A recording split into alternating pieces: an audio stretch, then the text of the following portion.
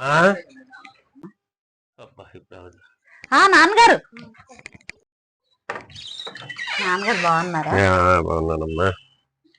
అల్లుడికి ఇష్టమని మన పొలంలో తెచ్చాను. రండి నాన్నగారు. ఏం బాబు, బాగున్నావా?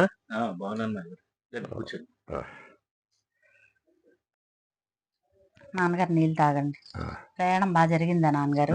జరిగిందమ్మా. ఎండలు మండిపోతున్నాయి. నాన్నగారు మీరు మాట్లాడుతుందని నేను బయట పని ఉంది, చూసుకొని వస్తాను. సరే బాబు. అమ్మా, ఏంటి విషయాలు? ఎలా ఉంది అల్లుడి పరిస్థితి? ఇప్పుడు బాగానే ఉన్నారు నాన్నగారు. ఆ రోజు మీరు ఏం చెప్పారో కానీ నాకు సపోర్ట్ గా ఉంటున్నారు, బాగా చూసుకుంటున్నారు. కాకపోతే నాకు చిన్న డౌట్ గా ఉంది నాన్నగారు. ఏంటమ్మా? ఏంటంటే ఆఫీస్ నుంచి అప్పుడప్పుడు లేట్ గా వస్తున్నారు. ఒకవేళ తాగుతున్నారేమో అని నాకు అనుమానంగా ఉంది నాన్నగారు. అనుమానం పెనుబోతు అంటారు తల్లి.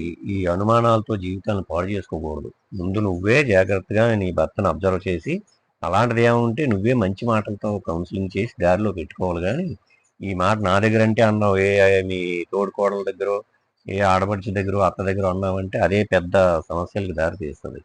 అదే గొడవలకు దారి తీస్తుంది. కాపురాలు విడిపోయే అవకాశం కూడా ఉంటుంది.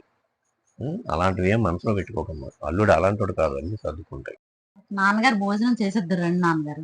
ఆ లుర్రాణి అమ్మ, తొందర ఉంది, కలిసి తిందాం. సరే నాన్నగారు.